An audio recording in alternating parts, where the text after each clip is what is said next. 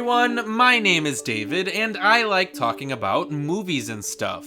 So let's talk about some of the movie-related topics that came out during the second week of October. Starting with the fact that Toei Animation has released a teaser trailer to an all-new Dragon Ball series called Dragon Ball Daima. The trailer doesn't reveal a whole lot of story information, but it looks like the Dragon Ball characters are somehow going to be young again.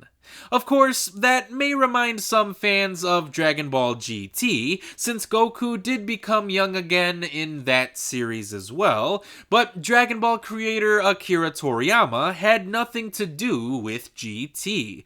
So hopefully Dragon Ball Daima will turn out to be a better show, since the original work, story, and characters here were all done by Akira Toriyama himself. So, as a lifelong Dragon Ball fan, I couldn't be more excited to see this series, especially since it looks like a celebration of Dragon Ball as a whole, which makes sense given that the series is set to come out on the 40th anniversary of the franchise. I especially enjoyed the new animation style, which looks incredibly lively, vibrant, and much better than the animation from Dragon Ball Super. So hopefully it can stay that way throughout the duration of the entire series. And even if fans are unhappy with the Young Again plotline, it should be noted that we have no idea how long that storyline is going to last. It may not be what the entire series is going to be about. It could just be the first arc in a brand new saga. We just have to patiently wait to find out what the actual case may be here. But no other details about Dragon Ball Daima are currently known at this time, aside from the reveal that the show is scheduled to be released in the fall of 2024. Speaking of anime series, Netflix has revealed that their live-action adaptation of Yu Yu Hakusho will be premiering on December 14th. Of course, the adaptation has been in development for several years now, but I wouldn't be surprised to learn that Netflix is actively trying to capitalize off of the success of One Piece. After all, their adaptation of One Piece is one of the only successful live-action adaptations of a manga or anime ever, so why wouldn't they want to capitalize off of their successful momentum? I mean, there's no guarantee that their iteration of Yu Yu Hakusho is going to be good, but it doesn't hurt to associate it with One Piece right now, especially if it gets people to forget about all of their other awful adaptations. That being said, I am curious to see how this show will turn out, because unlike with One Piece, I am actually familiar with Yu Yu Hakusho. Only by a small amount, but that's still more than I can say about my experience with One Piece, so it may be easier for me to get into Netflix's Yu Yu Hakusho than it is for me to get into Netflix's One Piece. I just hope that this series will also turn out to be good. Speaking of Netflix, Academy Award-winning actor Christoph Waltz will be joining Andrew Garfield, Mia Goth, and Oscar Isaac in Guillermo del Toro's Frankenstein. Del Toro recently spoke about the project at Collider's 10th anniversary screening of Pacific Rim, where he said, "We start shooting in February, and it's a movie that I've been wanting to do for 50 years since I saw the first Frankenstein. I had an epiphany, and it's basically a movie that required a lot of growth and a lot of tools that I couldn't have done 10 years ago. Now, I'm brave or crazy enough for something, and we're going to tackle it. It's Oscar Isaac, Andrew Garfield, Christoph Waltz, Mia Goth, and we're working on it." Waltz, of course, recently worked with the director on his stop-motion adaptation of Pinocchio, where he voiced the villainous Count Volpe, but it's currently unknown as to who he may be playing in Del Toro's upcoming feature. As a matter of fact, it's unclear as to who any of the cast members may be playing, as not many details about the movie are known at this time. But the addition of Christoph Waltz will add an extra layer of talents to Frankenstein's already fantastic ensemble. So I cannot wait to see Del Toro's Frankenstein whenever it ends up getting released. Sticking with Netflix for one more story, Netflix has released a trailer to their animated feature Leo, and it was fine. The trailer starts by introducing us to Adam Sandler's character Leo, who happens to be an aging school iguana. At 70 years old, he realizes that he's done nothing with his life, so when it's time for school kids to take Leo home and care for him, he comes up with a plan to escape. He'll finally be free and finally be able to enjoy what else life has to offer. And you know what? That part of the trailer was okay. That part of the trailer felt earnest and even a bit heartwarming. But then, the trailer reveals that Leo can speak English and that the school kids can understand him. Which means that all of the animals that exist within this world can comprehend and speak human language. They just choose not to for some reason. And this is where the trailer lost me completely. I'm sure the movie is going to appeal to children and that it will teach a heartfelt lesson about how we all have so much to learn from our elders, but I do not think that the film is going to fundamentally work for me. Which is a shame because, again, I really liked the first half of this trailer. But maybe Leo will have a few more surprises left in store for us. Maybe it can win me over and get me to enjoy this wacky premise. Maybe it will turn out to be more than just a silly little kids film. I guess we'll find out once the movie gets released on November 21st. Speaking of trailers, Warner Brothers have released a new trailer to their upcoming film Wonka, and it was also fine.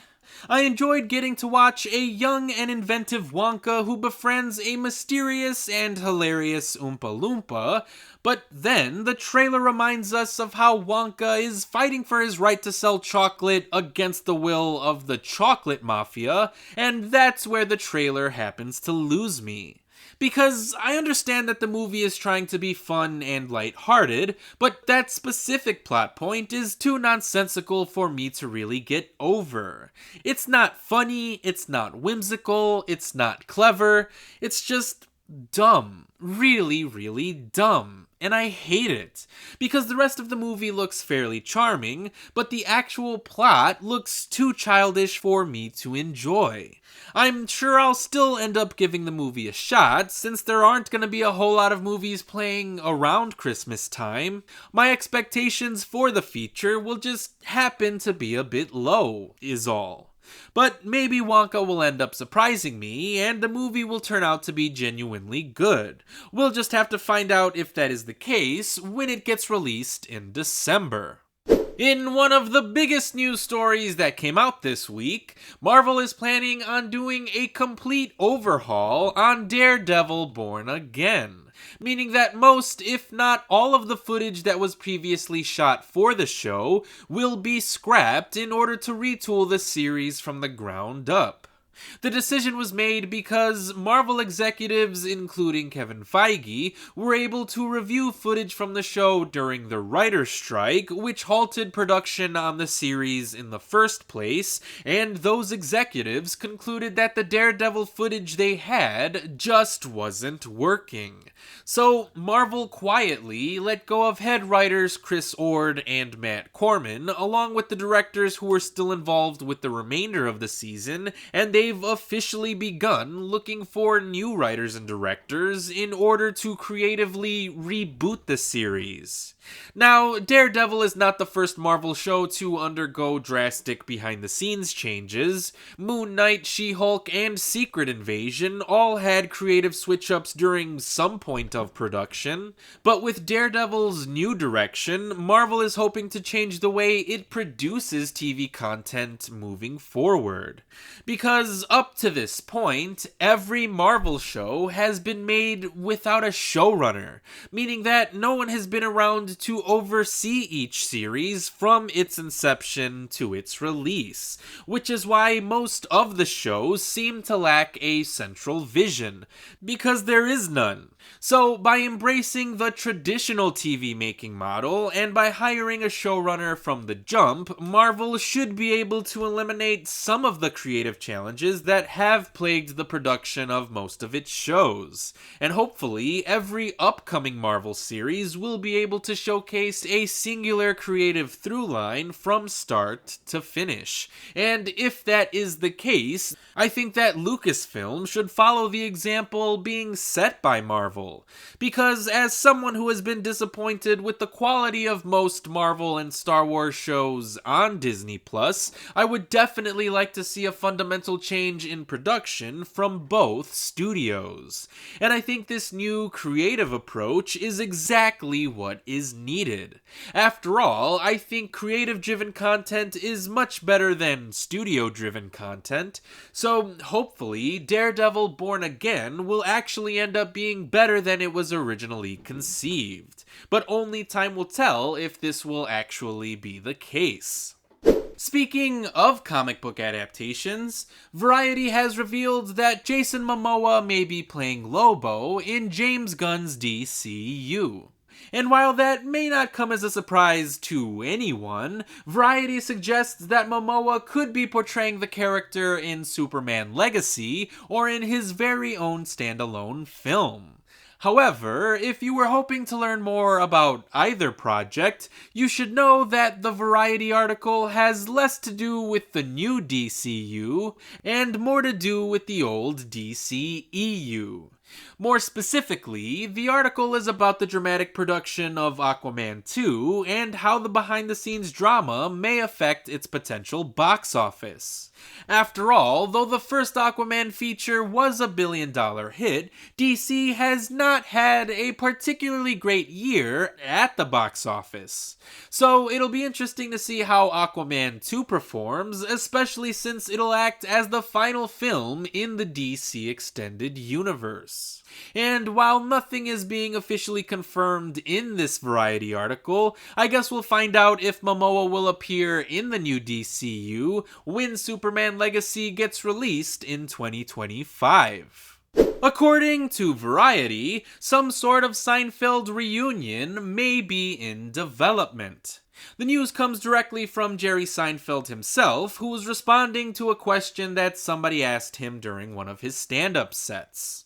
More specifically, he was asked if he liked the ending of Seinfeld, and the comedian replied by saying that he has a little secret about the show's finale, saying that something is going to happen that has to do with that ending.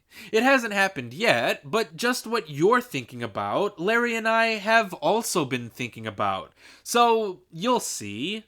Of course, more than 76 million people tuned into the show's finale, making it one of the most watched television broadcasts in history. But the final episode was not very well received, with Seinfeld himself expressing regret over the ending. So, are the show's creators planning a Seinfeld reunion in order to redeem the series finale? Only time will tell, but plenty of older TV shows are getting some sort of revival these days. Just as an example, the new season of Frasier is currently airing now. So a Seinfeld reunion is probably more possible now than it ever has been before, but no other details about a potential reunion are currently known at this time. According to Games Radar, an Ocean's 11 prequel is currently in development, and producer Josie McNamara wants to reunite Margot Robbie and Ryan Gosling in the movie. Of course, the two actors are still riding high from the success of Greta Gerwig's Barbie film, but it does look like they're already lining up their next projects together. Because even if they did end up starring in an Oceans prequel, McNamara hopes that this will be the start of many more collaborations between the pair, saying that they're wonderful together. The more projects, even outside of that, we can have them do would be amazing.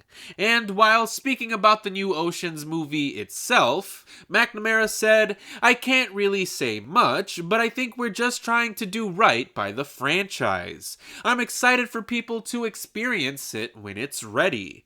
So, not much is known about the project, but it is expected to take place in 1960s Europe, making it far removed from the George Clooney-fronted Oceans trilogy in Las Vegas and the Sandra Bullock-led Oceans 8 film in New York City. Carrie Solomon will be writing the script, and Jay Roach, who recently helmed the biographical drama Bombshell, but is probably best known for his work on the Austin Powers trilogy, is currently attached as the film's director. No other details about the Oceans prequel are currently known at this time. According to Variety, a live-action adaptation of Cyberpunk 2077 is officially in the works. The popular video game has sold over 25 million copies worldwide, but I never got around to finishing my own copy since the game launched with numerous bugs and plenty of performance issues. I know the game has been patched up ever since its launch, but I really don't play a lot of video games to begin with, so I don't know if I'll ever get around to finishing the game. It's currently unclear if the adaptation will be a television series or a full-length feature film, but per the report, the project will be developed by Anonymous Content, the company responsible for producing shows like True Detective and Mr. Robot, along with films like The Revenant and Spotlight. Anonymous is working closely with CD Projekt Red, the studio who developed the sci-fi video game in the first place, and the creative team has already begun searching for a screenwriter. Of course, Netflix already released an anime series based on the game called Cyberpunk Edgerunners, which was met with highly positive reviews and served as a prequel to the video game's story. However, it's unclear if this new project will also be an original idea that is set in the world of the game, or if it'll be some sort of adaptation on the game's plot. And since the project is in the early stages of development, it may be a while before we actually find out, as no other details about the Cyberpunk adaptation are currently known at this time. And finally, The Hollywood Reporter has revealed that series creator Dan Harmon is interested in developing a Rick and Morty film. Of course, Rick and Morty is a very popular show with an incredibly huge fan base, a fan base that would probably love to see a full-length Rick and Morty feature, and one of those fans just happens to be visionary director Zack Snyder. Apparently, Snyder actually met with Harmon to discuss the potential of a Rick and Morty film, asking if there was any way that he could help get the movie started by using his Snyder-ness. Now, that doesn't mean we should expect to see Zack Snyder's Rick and Morty, but it does mean that we can expect to hear about a Rick and Morty film sometime in the near future, probably as the series is still airing. Harmon explained, "My philosophy would be to just take a Rick and Morty adventure and spend a bunch of extra money on it and make it 90 minutes long. Not try to earn its feature status by virtue of canonical dramatic tone shifts or anything like that, but rather to just make a super badass episode of Rick and Morty. We can let our animators go nuts, and the animation can be fancier, and there can be crazy sequences and stuff. It's best that way, because I don't think it should be this canonical thing that relies on the series to do things and changes everything after that." Of course, that's the same approach that was taken with South Park, the Simpsons movie, and the Bob's Burgers movie, so it makes sense for Harmon to want to do it this way. Until then, Rick and Morty will be returning for its 7th season tomorrow on Sunday, October 15th. And if you want to watch the cold open for episode 1, along with the new opening sequence, both clips can be found on Adult Swim's YouTube channel now. But no other information about a potential Rick and Morty feature are currently known at this time. If you'd like to know what I've personally been up to this week, I got the chance to see Dumb Money in theaters, and I thought it was really damn good. Granted, the film may not be as sophisticated or as nuanced as something like The Big Short, but Dumb Money is still a good movie nonetheless. I mean, the effects of the GameStop short squeeze are still technically going on, meaning that we could end up having a very different outlook on this incident overall in just a few short years, but the story still managed to be satisfying in its own right.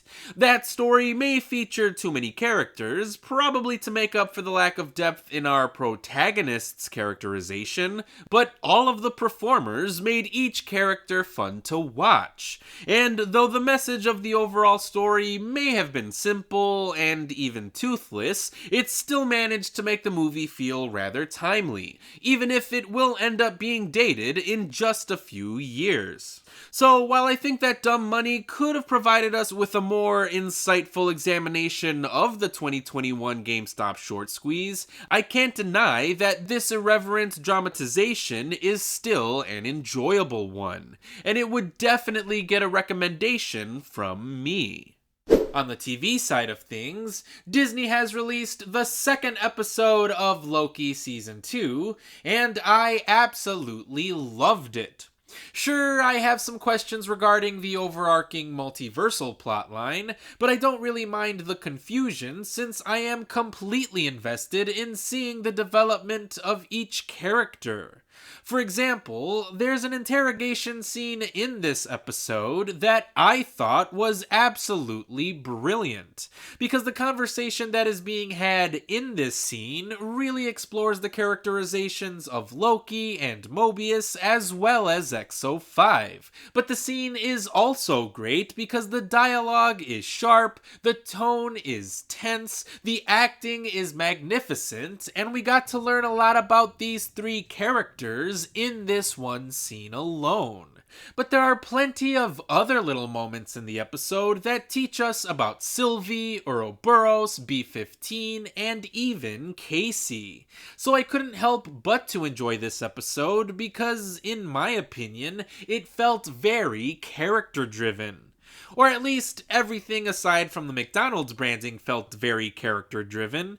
But while the McDonald's ad placement may feel a bit distracting to some people, I honestly didn't mind it at all. Is it necessary? No. Is it gratuitous? Sure.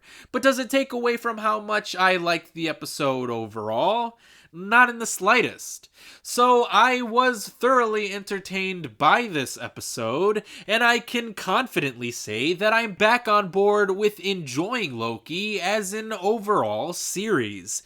Because as much as I liked the first season, I thought that the finale placed so much emphasis on King the Conqueror that it actually took the focus away from Loki himself, and that did leave me a bit disappointed. So I'm glad to see that, at least in the first few episodes of Season 2, Loki's development is back at the forefront of the narrative, because that's exactly where it should be here. So I am very much looking forward to seeing the next episode of Loki when it comes out on Thursday. If you'd like to hear any of my expanded thoughts on these topics, you can find my full reviews on Spotify, Apple Podcasts, or your favorite podcasting app of choice. If I have time, I'd like to make some YouTube videos out of the audio too, so you can subscribe to my YouTube channel just as well. And if you'd like to hear me talk about other movie-related topics, be sure to follow me on Instagram and TikTok. But as always, thanks for listening.